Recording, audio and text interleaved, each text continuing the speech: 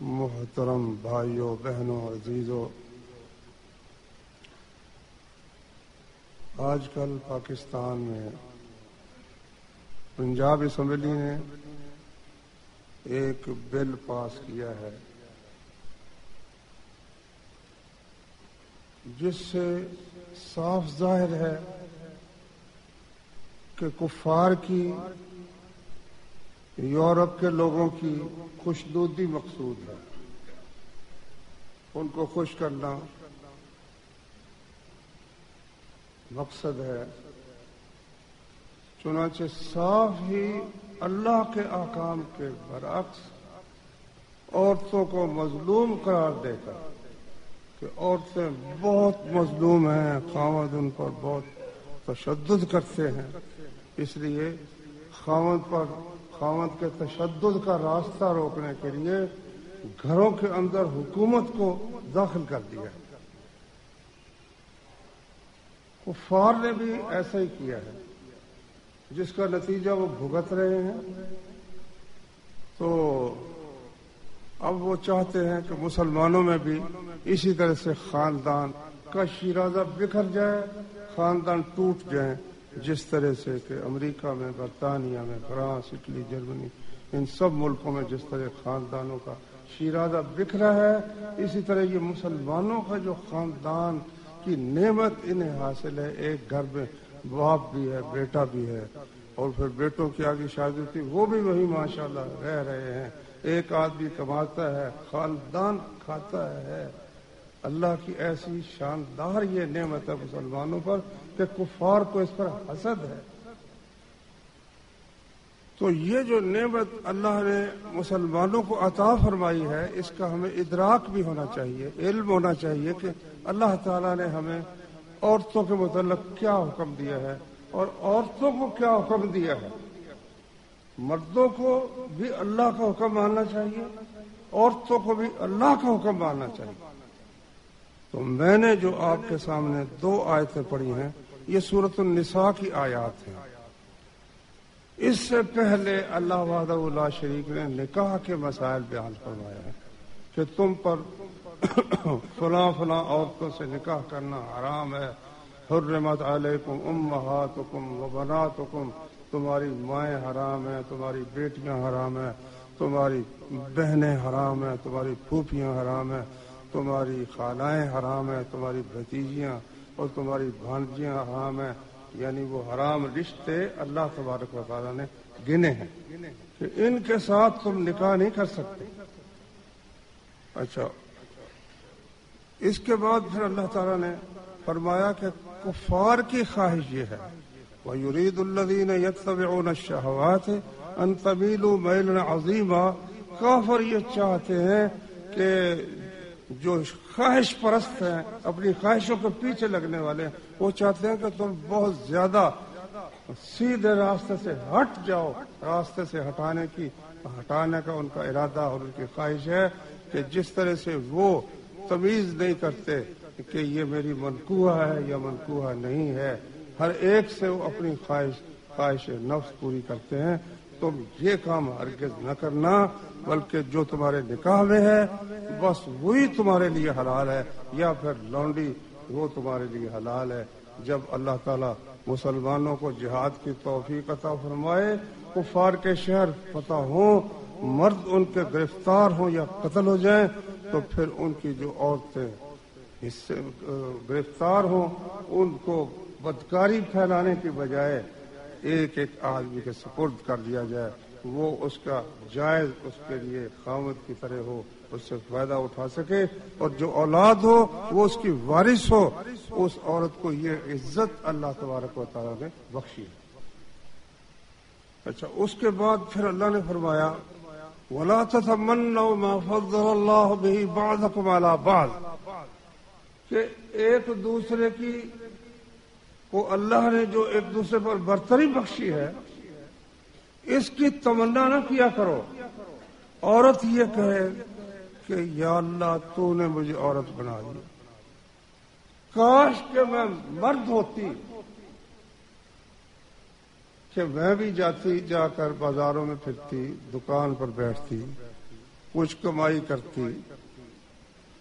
اچھا، اور مرد کہے کہ یا اللہ تو نے مجھے کیا کیا، مرد بنا دیا، تو مجھے عورت بناتا، میں گھر میں بیٹھا ہوتا اور خاوند میرا سب کچھ کما کر لا کر مجھے دیتا، میں اس کو فرمائش کرتی فلاں چیز لے کر آؤ، فلاں چیز لے کر آؤ، وہ مجھے گھر بیٹھی ہوئی کو دیتا.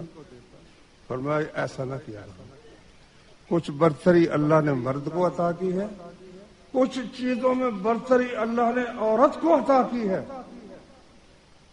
عورت بچوں کو جنم دیتی ہے، بچوں کے اللہ تعالیٰ نے جو رکھے ہیں بچوں پر ماں باپ کے حقوق، ان میں 3 دفعہ ماں کا ذکر فرمایا ہے، 3 دفعہ. تو مرد کہے کہ یا اللہ سارے اکثر حق اس کو ہی مل گئے، مجھے بس 1 دفعہ ہی کہہ دیا کہ باپ کا بھی خیال کر. تو یہ تمنا مت کیا کرو. لا تتمنوا ما فضل اللہ به بعضکم علی بعض. اللہ نے بعض کو بعض پر جو فضیلت بخشی ہے اس کی تمنا نہ کرو. اللہ تبارک و تعالیٰ کی تقدیر پر راضی رہو. اگر اس نے مرد بنایا ہے تو وہی ہمارے لیے بہتر ہے، اور اگر عورت بنایا ہے تو پھر عورت ہونا ہی ہمارے لیے بہتر ہے. اسی پر راضی، اللہ کی رضا پر راضی رہنے کا اللہ تعالیٰ نے حکم دیا. اچھا، اس کے بعد یہ آیات ہیں جو میں نے پڑھی ہیں.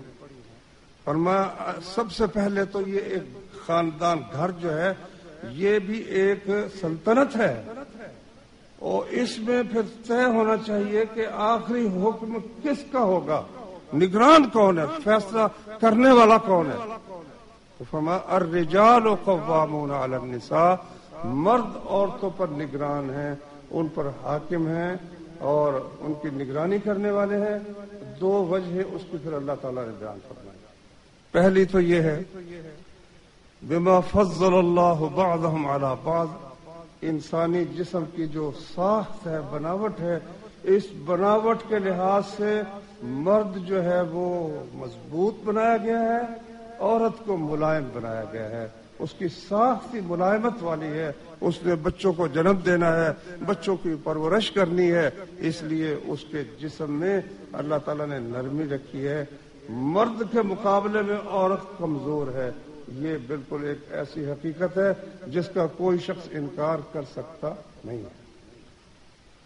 تو ایک بات تو یہ ہے، اگر عورت کو حاکم بنایا جائے تو گھروں، اور پھر یہ ہے کہ عورت جو ہے اتنی وہ شدید سریع الغضب ہوتی ہے، غصہ فوراً اس کو آ جاتا ہے. اگر اسے حاکم بنایا جاتا، طلاق کا اختیار عورت کو دے دیا جاتا، تو گھر ہی اجڑ جاتے. اللہ تبارک و تعالیٰ نے اس لیے فرمایا کہ یہ حوصلہ، یہ ضبط، یہ صبر اور جسمانی طور پر قوت، یہ اللہ نے مردوں کو عطا فرمائی ہے. قوت فیصلہ بھی جس طرح مردوں میں ہے عورت میں نہیں ہے. اس لیے اللہ تبارک و تعالیٰ نے فرمایا الرجال قوامون علی النساء، مرد عورتوں پر حاکم ہیں، بما فضل اللہ به بعضهم علی بعض، اس وجہ سے کہ اللہ نے بعض کو بعض پر فضیلت، برتری بخشی ہے. اور مردوں کو یہ برتری حاصل ہے کہ وہ جسمانی طور پر، ذہنی طور پر، دونوں لحاظ سے عورت سے قوی ہے. اللہ اکبر. رسول کریم صلی اللہ علیہ وسلم نے فرمایا، حضرت ابو بکرہ رضی اللہ عنہ اس کے راوی ہیں کہ فرمایا نبی کریم صلی اللہ علیہ وسلم نے، لن یفلح قوم ولوا امرهم امرأة، وہ قوم کبھی فلاح نہیں پائے گی، کامیاب نہیں ہوگی، جس نے اپنے امور وہ عورت کے سپرد کر دیے. یہ رسول اللہ صلی اللہ علیہ وسلم کا فرمان ہے. اس لیے عورت کو سلطنت کا سربراہ بنانا، مسلمانوں کا اس پر اتفاق ہے کہ عورت مسلمانوں کی حاکم اور امیر، بادشاہ نہیں بن سکتی. اللہ تبارک و تعالیٰ کا یہ حکم ہے. جب بے نظیر صاحبہ وزیر اعظم، ان کے ووٹ زیادہ ہو گئے تو کسی شخص نے نا عدالت میں، سپریم کورٹ میں یہ دائر کر دیا، یا ہائی کورٹ تھی یا سپریم کورٹ، کہ جی عورت تو بن سکتی نہیں، اللہ کے رسول صلی اللہ علیہ وسلم کے حکم کے مطابق وہ ملک کی سربراہ نہیں بن سکتی، تو اس لیے اس کو سربراہ بننے سے روکا جائے۔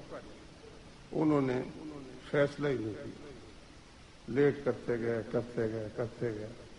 جب وہ وزارت عظمیٰ اس کو مل گئی، پھر انہوں نے فیصلہ کیا۔ فیصلہ یہ کیا کہ جی ٹھیک ہے، اسلام کی روح سے وہ نہیں بن سکتی، لیکن پاکستان کے قانون کی روح سے وہ سربراہ مملکت بن سکتی ہے۔ اللہ کے بندو، اس ملک کی بنیاد اسلام پر ہے، اور دستور میں یہ لکھا ہوا ہے کہ کوئی قانون قرآن و سنت کے خلاف نہیں بنایا جا سکتا، لیکن وہ جو اسمبلیوں میں بیٹھے ہوئے حضرات ہیں وہ متاثر ہے کفار سے، اپنی مرضی سے وہ عورت کو سربراہ مملکت بنانے کے لیے بھی تیار ہو گئے، اور انہوں نے اس کو سربراہ مملکت بنا لیا۔ تو میرے بھائیوں، نبی کریم صلی اللہ علیہ وسلم نے تو اس سلسلے میں فرمایا کہ میں نے فرمایا، عورتیں کہنے لگیں کہ ہمارے لیے بھی کوئی دن مقرر کرے، ہمیں بھی نصیحت کریں۔ تو رسول اللہ صلی اللہ علیہ وسلم نے فرمایا ٹھیک ہے، ایک دن مقرر ہو گیا۔ پھر آپ نے ان کو نصیحت کی، اور پھر یہ فرمایا صدقہ کیا کرو، کیونکہ میں نے دیکھا ہے کہ تم اہل نار میں کثرت سے ہو، زیادہ ہو۔ ما رأيت من ناقصات دين وعقل اذهب للب الرجل الحازم من احداكن۔ ہوشیار آدمی، سمجھدار، عقل مند آدمی میں نے نہیں دیکھا کہ دین کی بھی ناقص ہو، عقل کی بھی ناقص ہو، اور عقل مند آدمی کی عقل کو لے جائے، اس کی عقل اس کی بت مار دے۔ تم سے بڑھ کر میں نے کسی کو نہیں دیکھا۔ عورت اپنی عقل کے ناقص ہونے کے باوجود اور دین کے ناقص ہونے کے باوجود سمجھدار آدمی کی مت مار دیتی۔ انہوں نے کہا یا رسول اللہ، ہمارے دین کی کیا کمی ہے اور ہماری عقل کی کیا کمی ہے؟ آپ نے کہا کہ دین بھی ناقص ہے، عقل بھی ناقص ہے۔ فرمایا یہ بتاؤ کہ ایسا نہیں ہے کہ جب تم میں سے کسی کو ایام آئے ہوئے ہوں، دن آئے ہوئے ہوں، تو وہ نہ نماز پڑھ سکتی ہے نہ روزہ رکھ سکتی ہے، نماز بھی گئی، روزہ بھی گیا۔ یہ اس کے دین کا نقص ہے، کمی ہے۔ اور کیا ایسا نہیں ہے کہ دو عورتوں کی گواہی اللہ تبارک و تعالیٰ نے ایک مرد کے برابر رکھی ہے؟ کہا جی ہاں ٹھیک ہے۔ فرمایا یہ اس کی عقل کی کمی کی وجہ سے۔ اچھا، اب کئی کہتے ہیں دیکھو جی عورت کی توہین ہو گئی، فلاں ہو گیا۔ توہین تو آپ دیکھیں جسمانی بناوٹ میں ہی ہوگی، کوئی عورت کسی مرد پر زبردستی نہیں کر سکتی۔ کوئی عورت کتنی پہلوان بھی ہو، مرد نہیں چاہتا اس سے اس کی خواہش پوری کرنا، عورت زبردستی اس سے اپنی خواہش پوری نہیں کروا سکتی۔ مرد جو ہے، عورت اگر بچنا بھی چاہے تو وہ زبردستی نہیں کر سکتا ہے۔ پھر اللہ تبارک و تعالیٰ نے یہ کیوں کیا ہے؟ پھر نعوذ باللہ، اللہ معاف کرے، اس کا مطلب کہ اللہ تبارک و تعالیٰ نے یہ زیادتی کی ہے؟ توبہ استغفر اللہ، اللہ تبارک و تعالیٰ نے زیادتی ہرگز نہیں کی۔ جو جس کا مقام ہے اس مقام پر رہنے پر خوش ہو جائے، اللہ کی تقدیر پر راضی ہو جائے، عورت عورت بننے پر راضی ہو اور مرد مرد بننے پر راضی ہو، اللہ تبارک و تعالیٰ یہ چاہتا ہے۔ یہ نہیں ہے کہ جو چیز اسے ملی ہے اس پر وہ خوش نہ ہو، اور جو چیز ملی ہی نہیں ہے نا اس کی تمنا کرے، اس کی خواہش کرے، یا وہ مقام حاصل کرنے کی کوشش کرے۔ اللہ تبارک و تعالیٰ کو یہ بات کسی صورت میں منظور نہیں ہے۔ تو اللہ تبارک و تعالیٰ نے فرمایا الرجال قوامون علی النساء بما فضل اللہ بعضهم علی بعض۔ اللہ نے مردوں کو عورتوں پر نگران بنایا ہے کیونکہ بعض کو بعض پر فضیلت بخشی ہے۔ مردوں کو جسمانی لحاظ سے، ذہنی اور عقلی لحاظ سے عورتوں پر برتری بخشی ہے۔ اور آگے فرمایا وَبِمَا أَنفَقُوا مِنْ أَمْوَالِهِمْ اس وجہ سے کہ مرد اپنے مال خرچ کرتے ہیں. سب سے پہلے تو یہ کہ مرد بات اس اسلام کی ہے جو اللہ نے قرآن میں نازل کیا. اس پر اگر دیکھو نا تو پھر مرد کی فوقیت خود بخود سمجھ آتی ہے. اللہ تبارک و تعالیٰ نے ذمہ داری مرد کی بنائی ہے کہ وہ عورت کے جملہ اخراجات جتنے خرچ ہیں نا وہ سب کے سب اٹھائے. نکاح کرنا ہے، اب تو بچی پیدا ہوتی ہے تو گھروں میں اس کی امی اور اس کے ابا ان کو فکر پڑ جاتی ہے کہ اس کا جہیز تیار کرنا ہے. وہ پیدائش کے ساتھ ہی اس کے جہیز کا سامان تیار کرنا شروع کر دیتے ہیں. نہیں میرے بھائی، یہ اللہ تبارک. اور بلکہ لڑکیاں جو جاب کرتی ہیں، ملازمت کرتی ہیں، غیر مردوں کے اندر جا کر فیکٹریوں میں کام کرتی ہیں، دفتروں میں کام کرتی ہیں، تو ان سے پوچھا گیا بھائی تم یہ کیوں کرتی ہو؟ کئی لڑکیوں نے جواب دیا کہ ہمارا باپ اس بیچارے کی آمدن محدود ہے، وہ ہمارا جہیز تیار نہیں کر سکتا. ہم اپنا جہیز تیار کرنے کے لیے یہ سب کچھ یہ محنت کر رہی ہے تاکہ ہم اپنا جہیز تیار کر سکیں. اب اس جہیز کے لیے وہ عورت، وہ بچی، وہ غیروں میں جاتی ہے، کبھی کسی دفتر میں جاتی ہے، کبھی وہ کسی فیکٹری کارخانے میں جا کر کام کرتی ہے. نہیں، یہ اللہ تبارک و تعالیٰ کا حکم ہرگز نہیں ہے. اللہ تبارک و تعالیٰ کا حکم یہ ہے کہ فرمایا نبی صلی اللہ علیہ وسلم نے، جو دو بچیوں کو پرورش کرے، ان کی توہین نہ کرے، ان کو لڑکوں سے کمتر نہ سمجھے کہ یہ لڑکی ہے اور یہ میرا لڑکا ہے. فرمایا نبی کریم صلی اللہ علیہ وسلم نے، جس طرح یہ دو انگلیاں کٹھی ہیں نا، اس طرح جنت میں میرے ساتھ ہو. لڑکی کو حقیر نہیں سمجھنا، لڑکی کو لڑکے کی زیادہ اس پہ خرچ کرنا اور لڑکی پہ خرچ نہ کرنا، یہ سب کچھ ہندوؤں کے یعنی عقیدے اور عمل کی وجہ سے یہ سب کچھ ہوا. کیوں؟ اس لیے کہ وہ لڑکی کو جائیداد کا وارث ہی نہیں بناتے. اب جب وارث نہیں بنے گی تو آخر بیٹی تو ہے ہر آدمی کا. بیٹیاں ویسے بھی باپ کی محبت بیٹوں سے زیادہ لیتی ہے، نرم طبیعت ہوتی ہے، خدمت کرتی ہے، سرکشی نہیں کرتی، تو باپ کی محبت بیٹی سے زیادہ ہوتی ہے. اب وہ ہندو بھی ہے نا تو وہ سمجھتا ہے جائیداد تو بیٹے لے جائیں گے تو چلو ان کو کچھ نہ کچھ دینا چاہیے. اب وہ جہیز جہاں تک پہنچا کہ پہلے لوگ لڑکیوں کا رشتہ ڈھونڈتے تھے، اب لڑکیوں والے لڑکوں کا رشتہ ڈھونڈتے ہیں کہ میرے کو لڑکے کا رشتہ مل جائے. اور لڑکے والے پھر کہتے ہیں کیا چیز لاؤ گے؟ کار لاؤ گے، فلاں چیز لاؤ گے، فلاں چیز لاؤ گے. اب وہ ڈھونڈتے ہیں وہ لڑکی جو زیادہ سے زیادہ جہیز لائے. میرے بھائی اسلام نے تو تعلیم نہیں نہ دی. اسلام کی تعلیم تو یہ ہے کہ حق بیر سے لے کر اس کے بعد اس کو گھر مہیا کرنا اور گھر کی تمام ضروریات کا بندوبست کرنا، یہ مرد کی ذمہ داری ہے. صحابی نے کہا کہ تقول المرأة اطعمنی او طلقنی، یقول الولد، بچہ کہتا ہے اطعمنی، مجھے کھانے کے لیے دو نا کچھ، میں تیرا بچہ ہوں. الی من تکلنی، کہ مجھے تو کس کے سپرد کرے گا؟ مجھے اگر تو کھانے کے لیے نہیں دے گا کس کے حوالے کرے گا؟ اطعمنی، کہ مجھے کھلا. الی من تکلنی، مجھے تو کس کے لیے چھوڑ رہا ہے؟ وتقول المرأة اطعمنی او طلقنی، عورت کہتی ہے بھائی کھانے کے لیے لاؤ نا، یا مجھے پھر چھوڑ دو، یا میں تمہاری ملکوہ ہوں، تمہارے نکاح میرے کھانے کے لیے لاؤ. اچھا اب بھی جب طلاق ہوتی ہے نا تو جتنی مرضی عورت وہ آمدنی والی ہو، وہ عدالت میں یہی کہتے میرا خرچہ دے، بعد میں بھی خرچہ دے. خرچوں کے مقدمات سے جو عدالتیں بری پڑی ہیں اور لڑ جھگڑ کر، اور دھمکی بھی یہی دیتی ہے کہ میں اگر تم نے مجھے طلاق دی تو میں عدالت میں جاؤں گی اور میں تمہارا جو ناطقہ بند کروں گی. وہ پھر ڈر کی وجہ سے نہیں بھی رکھنا چاہتا تو بعض اوقات پھر وہ لٹکا کر رکھتا ہے، نہ اس کو بسات آباد کرتا ہے، نہ اس کی جان چھوڑتا ہے. اور وہ بھی کم عقل، بھائی اچھا میں تمہیں مزہ چکھاؤں گی، وہ مزہ چکھانے کے لیے اس مصیبت، اس چکر میں پڑ جاتی ہے.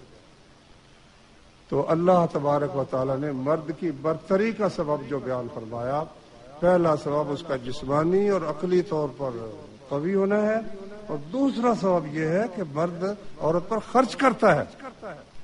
عورت اگر خرچ کرے مرد پر، غریب ہے مثلا اور عورت امیر ہے، تو وہ اس پر صدقہ ہوگا. نبی کریم نے فرمایا صلی اللہ علیہ وسلم. عبداللہ بن مسعود کی عورتوں کو نبی صلی اللہ علیہ وسلم نے نصیحت فرمائی، صدقہ کیا کرو. لو جی صدقہ کیا کرو. تو عبداللہ بن مسعود رضی اللہ عنہ کی بیوی آئی نبی کریم صلی اللہ علیہ وسلم کے پاس. تو ایک اور بھی، اس کا نام زینب تھا، ایک اور زینب بھی آئی ہوئی تھی. بلال دروازے پر تھے تو انہوں نے کہا بھئی زینب آئی ہے. کہا کون سی زینب ہے؟ کہا جی عبداللہ بن مسعود کی بیوی ہے. کیا کہتی ہے؟ وہ یہ کہتی ہے کہ آپ نے صدقے کا حکم دیا ہے، میرے پاس کچھ مال ہے، کوئی زیور ہوگا. تو میرا خاوند کہتا ہے میں غریب ہوں، صدقے کا زیادہ حقدار میں ہوں، اور میرے بچے ہیں، بچے اسی میں سے تھے نا، کہ تم مجھے دو تاکہ میں تم پر خرچ کروں. ایک دوسری عورت جو آئی وہ بھی یہی مسئلہ پوچھنے کے لیے آئی تھی کہ خاوند کہتا ہے کہ تم جو کسی دوسرے کو دو گی تو میں غریب ہوں، میرا حق بنتا ہے، مجھ پر صدقہ کرو. تو نبی کریم صلی اللہ علیہ وسلم نے فرمایا کہ عبداللہ صحیح کہتا ہے، وہ اور اس کے بچے تمہارے صدقے کے زیادہ حقدار ہیں. ام سلمہ خاوند فوت ہو گیا. خاوند فوت ہو گیا تو رسول اللہ صلی اللہ علیہ وسلم نے ان سے نکاح کر لیا. تو اب بچے تھے پہلے خاوند سے، وہ بھی ساتھ آ گئے. نبی صلی اللہ علیہ وسلم کی پرورش کرتے تھے. انہوں نے مسئلہ پوچھا کہ یا رسول اللہ یہ میرے بچے ہیں، میں صدقہ کرنا چاہوں تو ان پر صدقہ کرو. یہ ابو سلمہ کے بچے ہیں. کہتی یہ بچے ہیں ابو سلمہ کے، میں ان پر خرچ کروں تو میرے اپنے بچے ہیں، مجھے اس میں بھی کوئی ثواب ہے. اور میں ان پر خرچ کرنا بھی صدقہ ہے رسول اللہ صلی اللہ علیہ وسلم، اس میں بھی ثواب ہے. میرا استدلال یہ ہے کہ عورت اگر بچوں پر کرتی ہے خرچ اپنی آمدنی میں سے، اس کی ذمہ داری نہیں ہے. ذمہ داری مرد کی ہے کہ وہ عورت کے ضروریات پوری کرے، بچوں کی ضروریات پوری کرے. اگر وہ تنگ دست ہے، عورت پر اللہ کا فضل ہے، باپ کی طرف سے، ماں باپ کی طرف سے کچھ مال ملا ہے، یا اللہ نے اس کو کوئی ہنر عطا فرمایا ہے جس کی وجہ سے اس کو مال اللہ تعالیٰ دے دیتا ہے، وہ اگر خاوند کو کچھ دے یا اپنے بچوں کو دے تو یہ اس کا صدقہ ہے اس مرد پر اور ان بچوں پر. دیکھو کتنی بڑی ذمہ داری اللہ تبارک و تعالیٰ نے مردوں کے کندھے پر رکھ دی. گھر میں بیٹھی ہوئی حکم چلا رہی ہے، فون کر دیتی فلانی چیز آ رہی تھی. اچھا وہ لے کر آ رہا ہے، ابھی رستے میں ہے نا، گھر کے قریب پہنچا تو پھر ایک اور فون چلا دیتا، وہ فلانی چیز بھی لے آنا. وہ بیچارہ پھر بازار کی طرف چلتا. گھر کی حاکم ہے اللہ کے بندو، وہ گھر کے خامد پر ایک لحاظ سے وہ بھی حکومت کر رہی ہے، لیکن نگران جو ہے گھر کے ضروریات کا، گھر کے معاملات کا، وہ اللہ تبارک و تعالیٰ نے مرد کو بنایا ہے. فالصالحات قانتات، اللہ نے فرمایا صالح عورتیں کون ہیں؟ جو خاوند کی فرما بردار ہے. جو خاوند کی فرما بردار نہیں نا وہ صالح نہیں ہے. رسول اللہ صلی اللہ علیہ وسلم نے فرمایا کہ مرد عورت کو اپنے بستر کی طرف بلائے اور وہ نہ جائے تو ساری رات فرشتے اس عورت پر لعنت کرتے ہیں کہ وہ اپنے خاوند کی نافرمان ہے. اور فرمایا رسول اللہ صلی اللہ علیہ وسلم نے کہ مرد عورت کو بلائے کسی کام کے لیے، وہ تنور پر روٹیاں پکا رہی ہے تو وہ بھی چھوڑ کے چلی جائے. روٹیاں جل جائیں گی، خرابی ہو جائے گی ٹھیک ہے، مگر اس خرابی سے کم تر ہے جو خاوند کی نافرمانی کی وجہ سے پیدا ہوتی ہے. اللہ تبارک و تعالیٰ نے اتنا حکم دیا عورتوں کو کہ خاوند کی فرما برداری کریں. اور فرمایا ایک صحابی آیا رسول اللہ صلی اللہ علیہ وسلم کے پاس، ابو داود میں یہ حدیث ہے. وہ گئے تھے حیرہ شہر میں، تو وہاں انہوں نے دیکھا کہ سب لوگ اپنے مرد زبان کو، اپنے سردار، ان کا جس طرح ہوتا ہے نا ہر ملک کا کسی کا چانسلر ہے، کسی کا پریزیڈنٹ ہے، کسی کا جو وزیر اعظم ہے، تو ان کا مرزبان جو تھا اس کو وہ سجدہ کرتے تھے. تو صحابی نے آ کر رسول اللہ صلی اللہ علیہ وسلم سے عرض کیا کہ وہ میں نے ان کو دیکھا ہے وہ اپنے اس مرزبان کو سجدہ کرتے ہیں. انت حق ہو، آپ کا حق زیادہ ہے، وہ تو صرف سلطنت کا سربراہ ہے، آپ کو اللہ نے نبوت سے نوازا ہے، تو آپ کا حق زیادہ ہے کہ آپ کو ہم سجدہ کریں. رسول اللہ صلی اللہ علیہ وسلم نے فرمایا کہ بھائی اللہ تعالیٰ کی عبادت کرو. اگر میں کسی کو حکم دیتا کہ کسی کو سجدہ کرے تو میں عورت کو حکم دیتا کہ وہ مرد کو سجدہ کرے. سجدے تک معاملہ پہنچ گیا.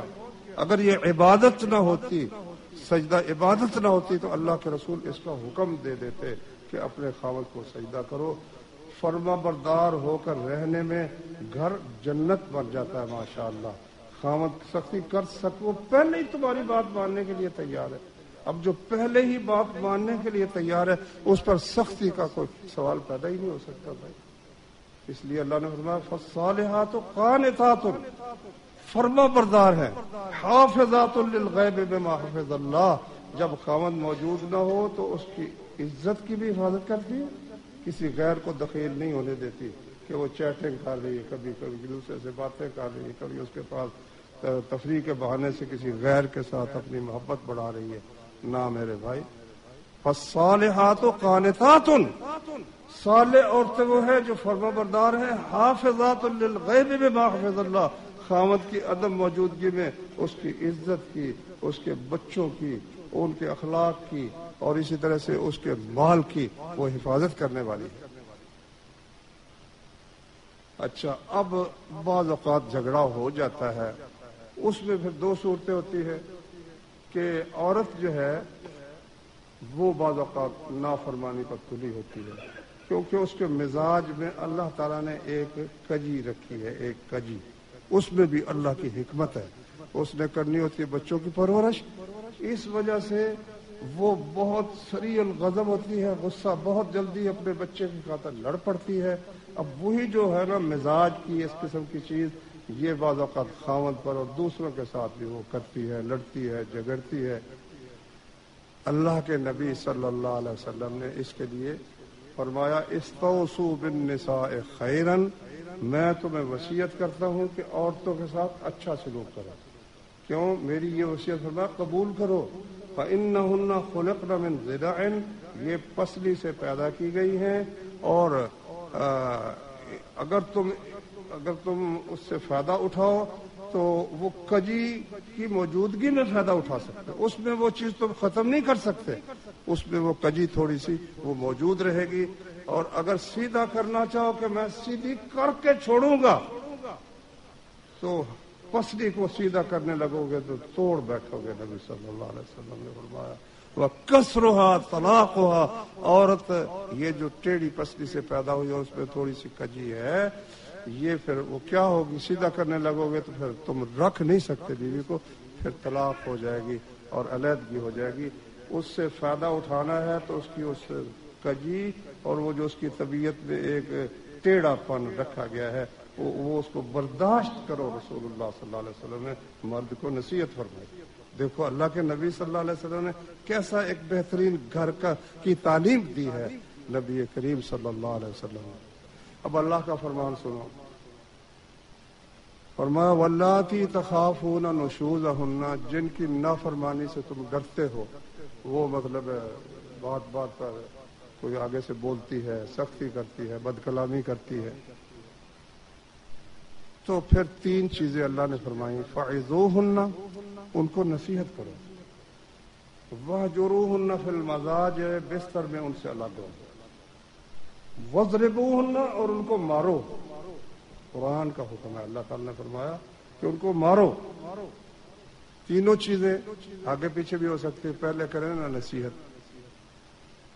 اگر اس میں خیر ہوگی تو وہ مان جائے گی، سمجھ جائے گی. اگر نہ مانے تو پھر بستر میں علیحدہ ہو جاؤ. اس سے بھی اس کو احساس ہوگا کہ میرا خاوند مجھ سے علیحدہ رہتا ہے، میں اس کو منانے کی کوشش کروں اور مجھ میں جو کمی ہے اس کو دور کرنے کی کوشش کروں. اس سے بھی اس کو سمجھ نہیں آتی تو پھر اسے مارے. مار کی بھی نبی صلی اللہ علیہ وسلم نے حد مقرر فرمائی ہے. اب اللہ کے نبی تو حکم ہی دے سکتے ہیں، تعمیل تو ہم لوگوں نے کرنی ہے. وہ حد کیا فرمائی؟ لا تضرب الوجہ، چہرے پر نہیں مارنا، چہرے پر مارنا حرام ہے.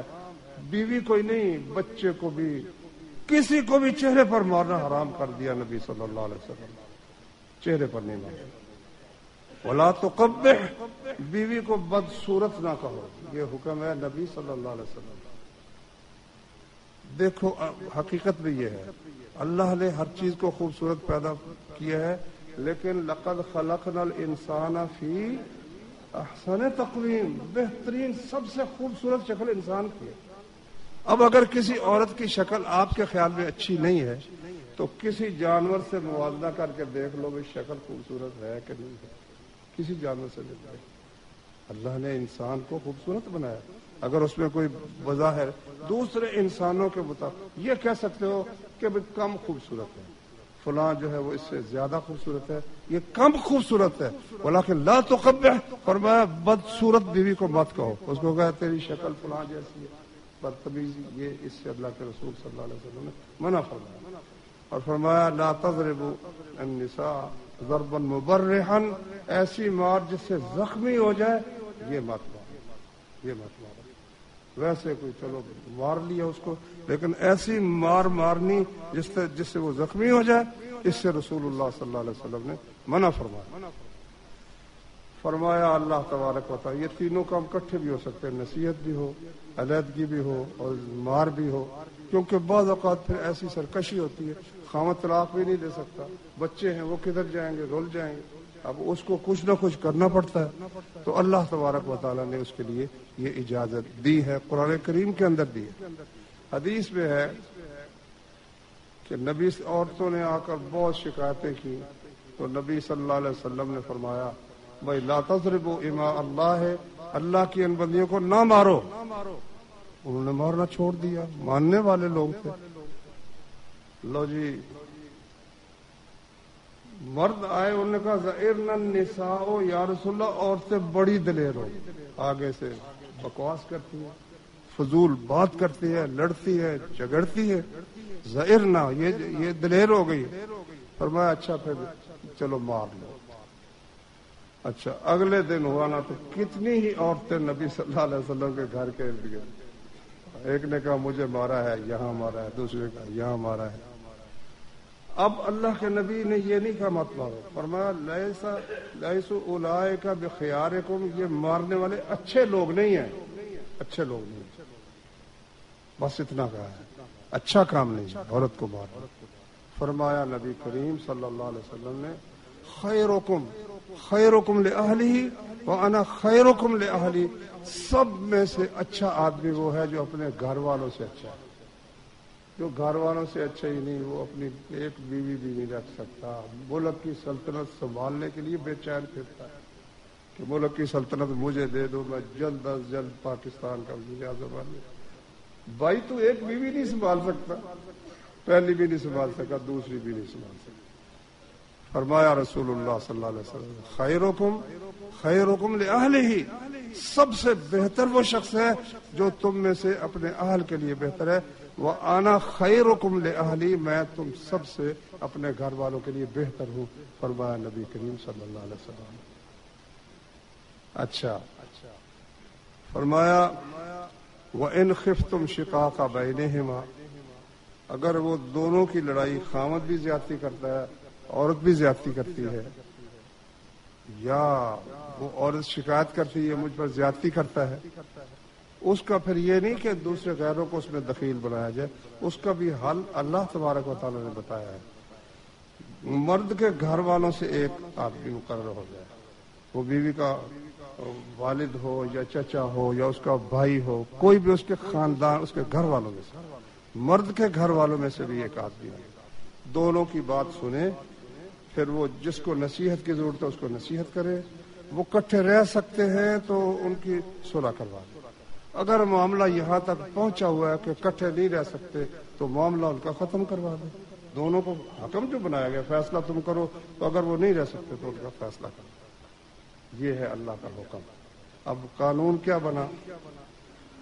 کفار نے قانون یہ بنایا تھا عورتوں کی تحفظ کے لیے کہ جی عورت بڑی مظلوم ہے، اس کو اگر طلاق ہو جائے نا تو پھر وہ کہاں سے کھائے، اس لیے ساری زندگی جس نے طلاق دی ہے وہ ساری زندگی اس کے خرچے کا ذمہ دار، اب وہ اس کے پاس بھی نہیں رہتی، وہ اس کے خرچے کا ذمہ دار بنا دیا۔ انہوں نے کہا ہم نکاح کرتے ہی نہیں۔ امریکہ میں، برطانیہ میں، ان ملکوں میں نکاح کرتے، اکثریت نکاح نہیں کرتے، بغیر نکاح کے وہ بیٹھے کٹھے۔ جب لڑائی ہوئی، مرد ناراض ہو گیا تو وہ چھوڑ کر بیوی کو، بچوں کو چلا گیا، بیوی ناراض ہوئی تو وہ چلی گئی، گھر اجڑ گئے ہیں، گھروں کے خاندان برباد ہو گئے ہیں۔ کوئی ایک نکاح ہوتا ہے ورنہ نکاح ہوتا ہی نہیں ہے۔ لو تم عورتوں کا سب سے زیادہ تشدد ان ملکوں میں عورتوں پر ہوتا ہے، قتل کر دیتے ہیں، بری طرح سے مارتے ہیں اور پھر بھاگ جاتے ہیں، کیونکہ ان کو پیغمبر صلی اللہ علیہ وسلم کی نصیحت تو نہیں ہے نا، خاندان بھی نہیں، گھر بھی نہیں ہے، تو رکھی ایک داشتہ رکھی، اس کو مارا، مار کے چلے گئے۔ تو اب انہوں نے قانون یہ بنایا ہے کہ مرد جو ہے نا وہ عورت پر تشدد بہت کرتے ہیں۔ اس تشدد کو روکنے کا طریقہ کیا ہے کہ وہ عورت جو ہے نا وہ حکومت کو اطلاع دے، حکومت اس کی ایف آئی آر درج کرے، ایف آئی آر درج کر کے خاوند کو گرفتار کیا جائے، گرفتار کر کے اس کو باقاعدہ مقدمہ چلے، عورت کی طرف سے پھر وکیل ہی مقرر ہوگا، اور کیا ہو سکتا ہے، وکیل مقرر ہو۔ اب خاوند کو ثابت ہو گئی وہ اس نے تشدد کیا، صرف جسمانی نہیں، ذہنی تشدد۔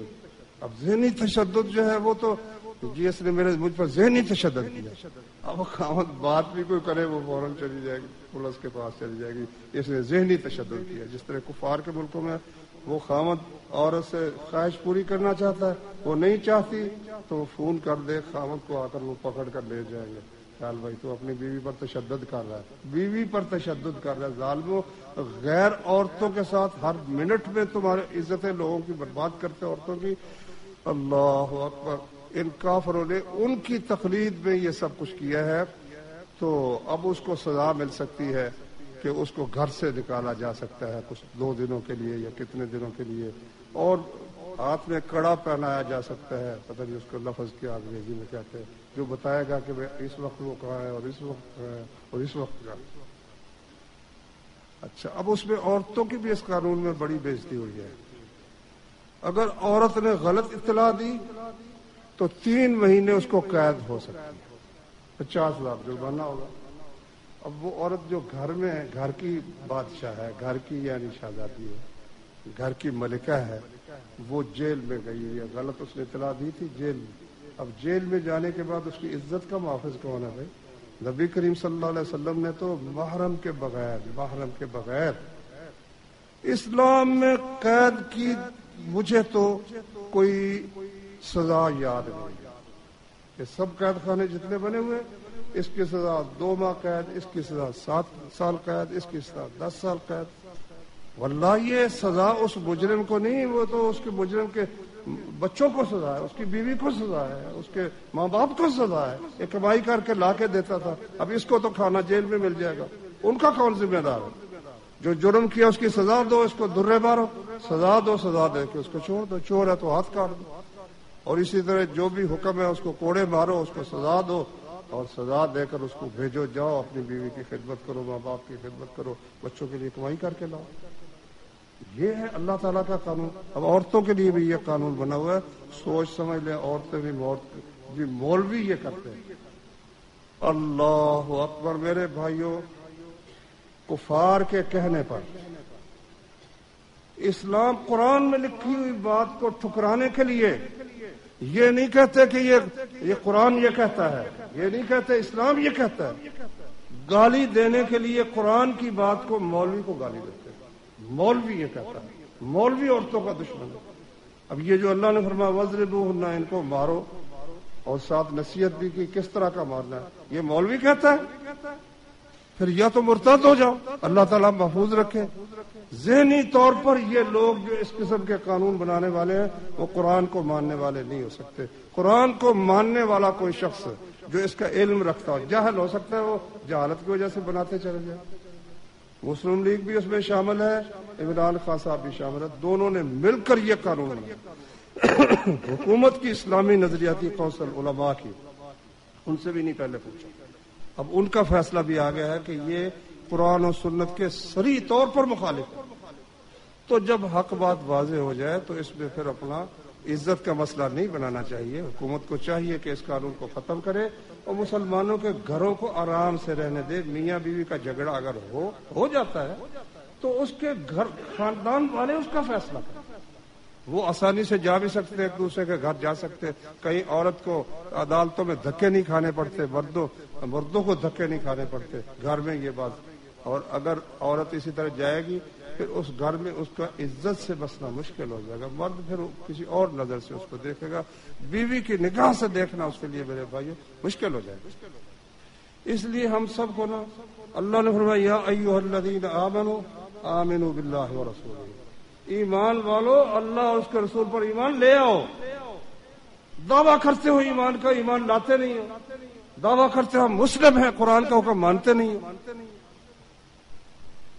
اللہ تبارک و تعالی ہم سبحانک اللہم وبحمدک اشہد ان لا الہ الا انت استغفرک واتوب الیک.